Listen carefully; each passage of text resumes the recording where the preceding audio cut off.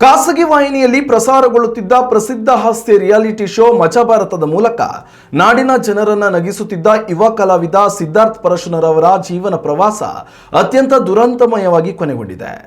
ಬೀದರ್ ಜಿಲ್ಲೆಯ ಹುಮ್ನಾಬಾದ್ ತಾಲೂಕಿನ ಹಣಕುಣಿ ರಸ್ತೆಯ ಅರಣ್ಯ ಪ್ರದೇಶದಲ್ಲಿ ಇವರ ಮೃತದೇಹ ಪತ್ತೆಯಾಗಿದ್ದು, ಸಾವಿನ ಸುತ್ತ ಹತ್ತಾರು ಅನುಮಾನಗಳು ಸೃಷ್ಟಿಯಾಗಿವೆ.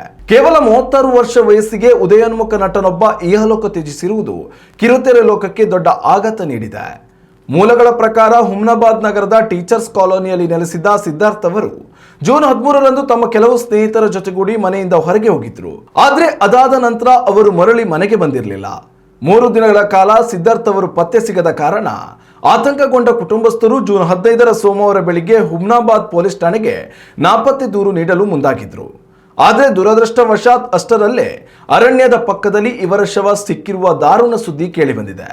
ಪ್ರಕರಣ ದಾಖಲಿಸಿಕೊಂಡಿರುವ ಪೊಲೀಸರು ತನಿಖೆಯನ್ನು ತೀವ್ರಗೊಳಿಸಿದ್ದಾರೆ. ನಟ ಕೊನೆಯದಾಗಿ ಯಾರೊಂದಿಗೆ ಸಂಪರ್ಕದಲ್ಲಿದ್ದರು ಮತ್ತು ಎಲ್ಲೆಲ್ಲಿ ಸಂಚರಿಸಿದರು ಎಂಬುದನ್ನು ಪತ್ತೆ ಹಚ್ಚಲು ಮೊಬೈಲ್ ನೆಟ್ವರ್ಕ್ ಟವರ್ನ ಲೊಕೇಶನ್ ಆಧರಿಸಿ ತಾಂತ್ರಿಕ ಸಾಕ್ಷ್ಯಗಳನ್ನು ಕಲೆ ಹಾಕಲಾಗ್ತಿದೆ. ಮೇಲ್ನೋಟಕ್ಕೆ ಕರೆಂಟ್ ಶಾಕ್ ಹೊಡೆದು ಸಿದ್ಧಾರ್ಥ್ ಮೃತಪಟ್ಟಂತೆ ಕಾಣುತ್ತಿದ್ದು, ಸಾವಿಗೆ ನಿಖರವಾದ ಕಾರಣವೇನೆಂದು ತಿಳಿಯಲು ಬ್ರಿಮ್ಸ್ ಆಸ್ಪತ್ರೆಯ ಶವಾಗಾರಕ್ಕೆ ಮೃತದೇಹವನ್ನು ಮರಣೋತ್ತರ ಪರೀಕ್ಷೆಗಾಗಿ ಕಳುಹಿಸಿಕೊಡಲಾಗಿದೆ. ಹಸನ್ಮುಖಿಯಾಗಿದ್ದ ಸಿದ್ಧಾರ್ಥ್ ಅವರ ಈ ನಿಗೂಢ ಅಂತ್ಯವು ಅವರ ಅಭಿಮಾನಿ ಬಳಗ ಹಾಗೂ ಕುಟುಂಬದವರನ್ನ ತೀವ್ರ ಆಕ್ರಂದನದಲ್ಲಿ ಮುಳುಗಿಸಿದೆ.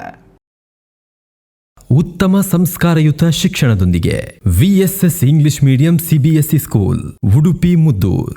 ನರ್ಸರಿಯಿಂದ 10ನೇ ತರಗತಿವರೆಗೆ ಶಿಕ್ಷಣದ ಜೊತೆಗೆ 5ರಿಂದ 10ನೇ ತರಗತಿವರೆಗಿನ ವಿದ್ಯಾರ್ಥಿನಿಯರಿಗೆ ಉತ್ತಮ ಹಾಸ್ಟೆಲ್ ಸೌಲಭ್ಯವೂ ಇದೆ.